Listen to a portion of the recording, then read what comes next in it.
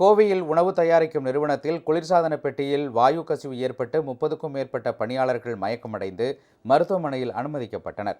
கோவையை அடுத்த சூலூர் பகுதியில் நட்சத்திர உணவு விடுதிகளுக்கு பேக்கரி உணவுப் பொருட்கள் தயாரிக்கும் நிறுவனம் செயல்பட்டு வருகிறது.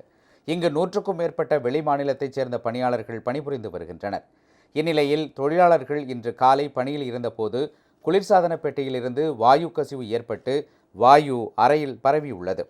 இதனை சுவாசித்த பணியாளர்களுக்கு தலை சுற்றல் ஏற்பட்டுள்ளது. சிறிது நேரத்தில் பல பணியாளர்கள் மயக்கமடைந்து விழுந்துள்ளனர். பலர் மூச்சு விட முடியாமல் சிரமத்திற்கு ஆளாகியுள்ளனர். இதைத் தொடர்ந்து பாதிக்கப்பட்ட 30க்கும் மேற்பட்ட பணியாளர்கள் 10 அவசர ஊர்திகளில் தனியார் மற்றும் அரசு மருத்துவமனைக்கு அனுப்பி வைக்கப்பட்டனர். அங்கு அவர்களுக்கு சிகிச்சை அளிக்கப்பட்டு வருகிறது. இது தொடர்பாக காவல்துறையினர் மற்றும் தீயணைப்புத் துறையினர் ஆய்வு செய்து வருகின்றனர்.